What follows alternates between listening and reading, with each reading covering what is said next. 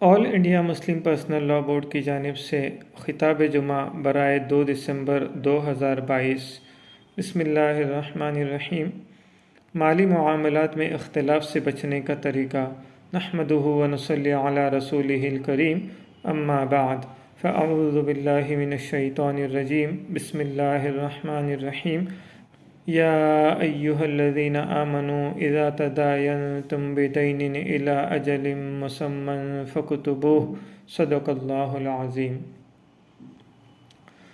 دنیا میں بہت سی مخلوقات ایسی ہے کہ وہ اپنے باقی رہنے میں اپنی ہم جنس کی محتاج نہیں ہے۔ جیسے درخت ہے، درخت کو اپنے ہی جیسے درخت کی ضرورت پیش نہیں آتی۔ بلند و بالا پہاڑ اپنے باقی رہنے میں دوسرے پہاڑ کے محتاج نہیں ہے، لیکن جاندار اور خاص کر انسان اپنی زندگی میں اپنی ہم جنس مخلوق اور انسان کے محتاج ہے۔ ماں باپ کا بڑھاپا بال بچوں کے بغیر گزارے نہیں گزرتا۔ بچے ماں باپ کی شفقت اور ماں کی ممتا کے بغیر بچپن سے جوانی تک کا سفر طے نہیں کر سکتے۔ ایک خاص عمر کو پہنچنے کے بعد ہر شخص کو ایک رفیق کی ضرورت پیش آتی ہے، جو شوہر و بیوی کی شکل میں مہیا ہوتا ہے۔ یہ ضرورتیں تو چھوٹے سے خاندان سے متعلق ہیں، اس سے باہر نکلیے تو ضرورتوں کا دائرہ اور وسیع ہو جاتا ہے۔ تاجر و گاہک ایک دوسرے کے محتاج ہے اور آجر و مزدور کو ایک دوسرے کی ضرورت ہے۔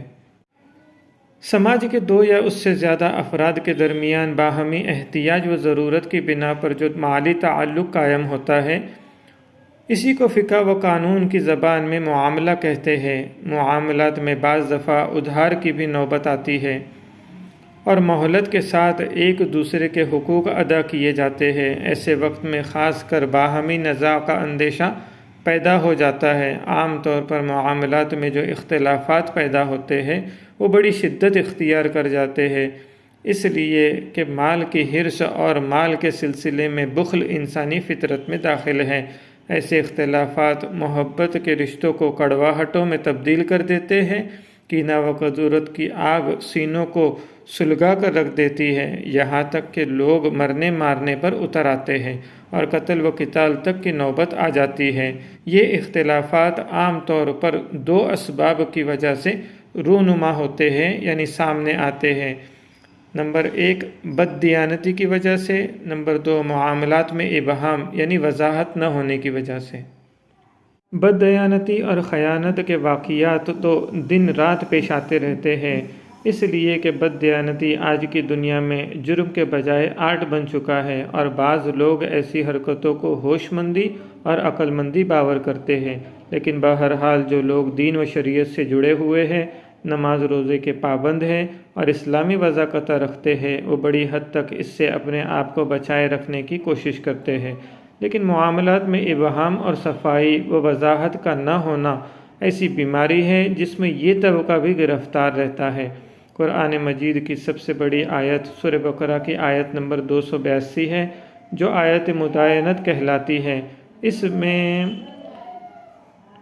اس میں قرض کا ایک اہم حکم بتایا گیا ہے اور خاص طور پر ایسے معاملے کو لکھ لینے کا حکم دیا گیا ہے۔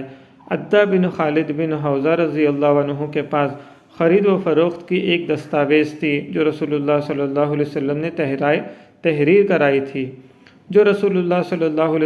تحریر کرائی تھی۔ اس میں خریدار کی حیثیت سے عدہ رضی اللہ عنہ کا نام تھا اور فروخت کنندہ کی حیثیت سے رسول اللہ صلی اللہ علیہ وسلم کا نام تھا۔ سنن ترمذی کتاب البیوع باب ما جاء فی کتاب الشروط حدیث نمبر 1260۔ اس سے معلوم ہوا کہ خرید و فروخت نقد ہو تب بھی لکھ لینا بہتر ہے۔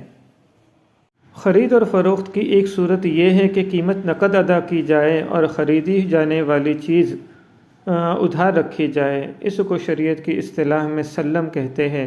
رسول اللہ صلی اللہ علیہ وسلم جب مدینہ تشریف لائے تو وہاں ایسی خرید و فروخت کا عام رواج تھا۔ آپ صلی اللہ علیہ وسلم نے اس کی اجازت دی، لیکن فرمایا کہ پیمانہ متعین ہونا چاہیے، وزن متعین ہونا چاہیے اور مدت متعین ہونی چاہیے۔ بخاری شریف حدیث نمبر 2240۔ فقہا نے اس سلسلے میں مزید تفصیل کی ہے کہ چونکہ شریعت کا منشا نزاع کو روکنا اور جھگڑے کا سد باب کرنا ہے، اس لیے ان تمام چیزوں کا متعین اور واضح ہونا ضروری ہے جن کے بارے میں آئندہ اختلاف پیدا ہو سکتا ہے۔ جو شے ادھار ہے وہ بھی متعین ہو جیسے چاول، گیہوں، پھر اس کی قسم بھی متعین ہو جیسے باسمتی چاول، کوالٹی اور کیفیت میں بھی ابہام نہ ہو جیسے اعلیٰ درجہ، درمیانی درجہ وغیرہ وغیرہ۔ سامان کی ڈیلیوری کی جگہ بھی مقرر ہو، مثلا یہ چیز فلاں شہر میں مہیا کی جائیں گی وغیرہ۔ حضرت عبداللہ بن عباس رضی اللہ عنہ نے قرض و ادھار کی تمام صورتوں کے بارے میں اصولی بات فرمائی ہے کہ ادائیگی کی مدت واضح اور متعین ہونی چاہیے۔ کوئی شخص کہے کہ کھیت کی کٹائی یا فلاں شخص کے دینے تک کے لیے ادھار ہے تو اس کا اعتبار نہیں، بلکہ مدت یا ادائیگی کا وقت کسی ابہام کے بغیر مقرر ہونا چاہیے۔ بحوالہ مصنف ابن شیبہ۔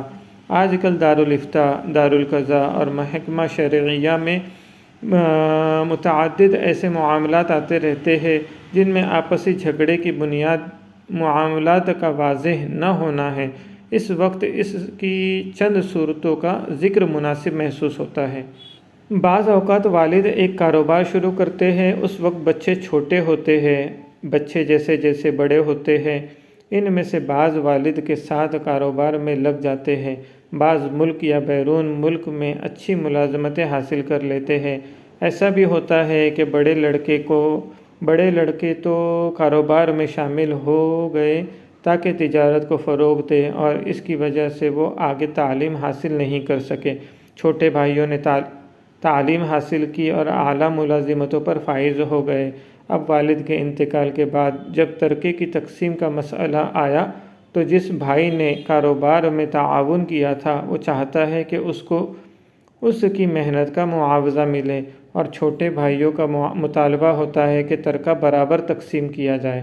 بعض دفعہ اس میں ان بھائیوں کے ساتھ بظاہر ناانصافی ہوتی ہے جنہوں نے کاروبار کو فروغ دینے کے لیے خود الگ سے کوئی ملازمت نہیں کی یا اپنی تعلیم کو قربان کیا۔ بعض دفعہ اس کے برعکس صورتحال بھی پیش آتی ہے کہ جو بھائی کاروبار میں شریک تھا وہ پورے کاروبار پر قابض ہو جاتا ہے اور دوسرے بھائی بہنوں کو بے دخل کر دیتا ہے۔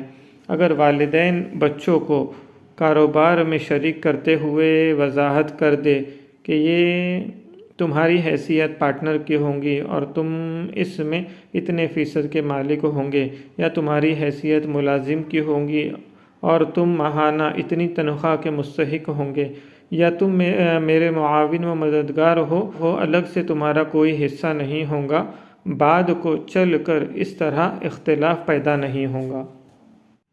عملی تعاون ہی کی طرح بعض دفعہ مالی تعاون میں بھی یہ صورت پیش آتی ہے، جیسے والد کی تجارت میں ان کے مطالبے پر یا بلا مطالبہ بعض بچوں نے مختلف موقعوں پر پیسے دیے، یہ سرمایہ کاروبار کا حصہ بن گیا، لیکن یہ بات متعین نہیں ہوئی کہ سرمایہ لگانے والوں کا کاروبار میں خصوصی شیئر ہوگا، یا ان کی یہ رقم قرض ہے جو بعد میں ادا کی جائیں گی، یا اپنے والد کا تعاون ہے۔ یہ عدم وضاحت پھر بعد میں بڑے جھگڑے کا سبب بنتی ہے۔ جن لڑکوں نے رقم دی تھی وہ زائد حصہ چاہتے ہیں اور دوسرے بھائی پورے کاروبار کو والد کا ترکہ قرار دیتے ہیں۔ ایسا بھی ہوتا ہے کہ ایک بھائی نے کاروبار شروع کیا، سب لوگ مل کر رہ رہے تھے، مختلف بھائیوں نے حسب گنجائش موقع بموقع کاروبار میں رقم لگائی۔ بعض اوقات ہوتا یہ ہے کہ جس بھائی نے کاروبار شروع کیا تھا وہ سمجھتا ہے کہ یہ پورا کاروبار تنہا اسی کی ملکیت ہے اور دوسرے بھائی اپنے حصے کے دعوے دار ہوتے ہیں۔ یہ بات اس وقت زیادہ پیش آتی ہے جب والد کی زندگی میں اس نوعیت کا کاروبار شروع ہوا ہو۔ کبھی کبھار وہ بھی دکان پر بیٹھ جاتے ہیں، یا تجارت شروع کرنے والے بچے نے اپنے والد کے نام سے تجارت شروع کی۔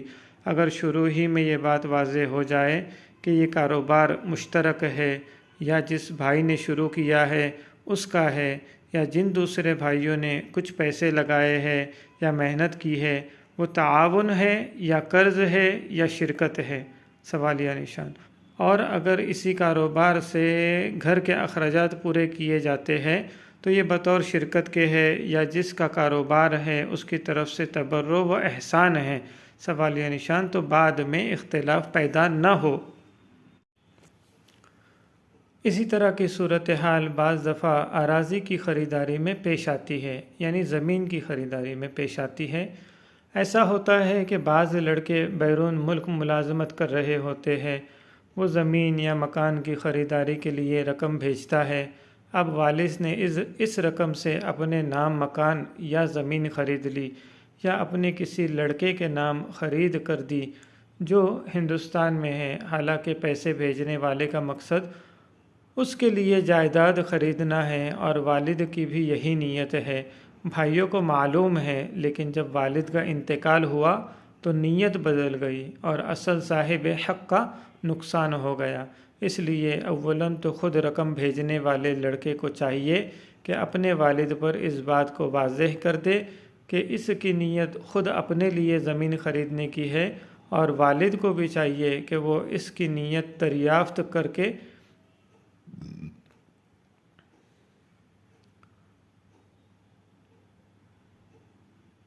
اس کے نام اس سے زمین خریدے، اور اگر اس میں کوئی قانونی دقت ہو تو اپنے نام سے خرید کر اس لڑکے کے نام ہبہ نامہ بنا دے، یا اس کو پاور آف اٹارنی دے دے، یا کم سے کم اپنا یہ اقرار نامہ رجسٹرڈ کر دے کہ یہ زمین حقیقت میں میرے فلاں بیٹے کی ملکیت ہے، میں اس کا مالک نہیں ہوں، اور میرے دوسرے ورثاء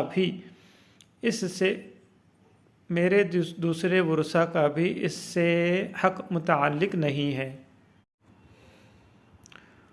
اسی طرح کا اختلاف بعض اوقات مکان کی تعمیر میں بھی پیدا ہوتا ہے، جیسے والد نے مکان کی تعمیر شروع کی اور بعض لڑکوں نے اس میں پیسے لگا دیے، لیکن ان کا پیسہ دینا کس حیثیت سے ہے یہ واضح نہیں ہوتا۔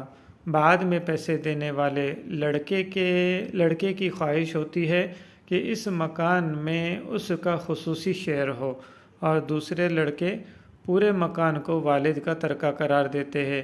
یہی صورتحال اس وقت بھی پیش آتی ہے جب اتفاق و اتحاد کے ماحول میں کوئی بھائی مکان کی تعمیر شروع کرتا ہے۔ اب کئی بھائیوں میں سے ایک دو کچھ پیسے لگا دیتے ہیں، کوئی اپنا وقت دے دیتا ہے، اور یہ بات طے نہیں ہوتی کہ اس مالی اور عملی تعاون کی حیثیت کیا ہوگی۔ اگر یہ شروع ہی میں طے پا جائے تو نہ دل ٹوٹیں گے، نہ کینہ و کدورت کی آگ سلگیں گے۔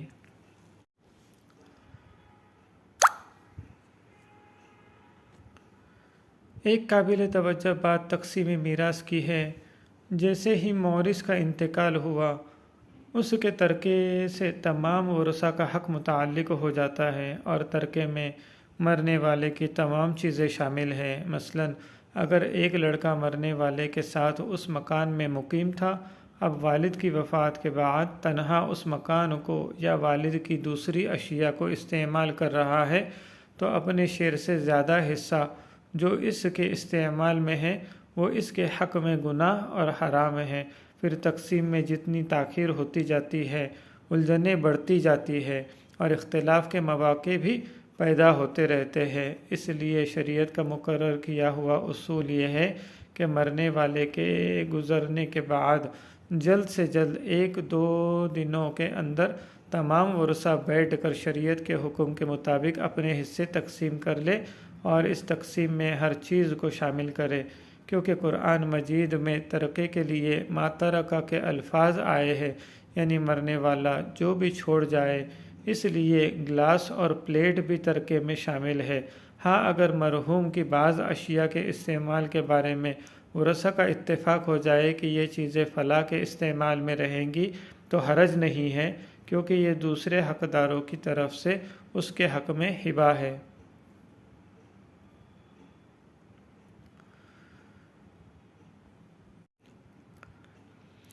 یہ اور اس طرح کے معاملات میں جہاں وضاحت ضروری ہے، وہیں یہ بھی مناسب ہے کہ ان معاملات کو تحریر میں لے آیا جائے، اور اس تحریر پر تمام متعلقہ لوگوں اور کچھ گواہوں کے دستخط ہو جائے، تاکہ آئندہ طے پانے والے امور کے سلسلے میں کوئی اختلاف پیدا نہ ہو۔ حقیقت یہ ہے کہ اگر معاملات کی اچھی طرح وضاحت ہو جائے اور اسے تحریر میں لایا جائے تو زمین و جائیداد کے 50% جھگڑے ختم ہو جائے اور اختلاف کی نوبت ہی نہیں آئے۔ وآخر دعوانا ان الحمد للہ رب العالمین۔ Social media desk, All India Muslim Personal Law Board. ہر ہفتہ خطاب جمعہ حاصل کرنے کے لیے اپنا نام، پتہ اور واٹس ایپ نمبر ارسال کریں 9834397200۔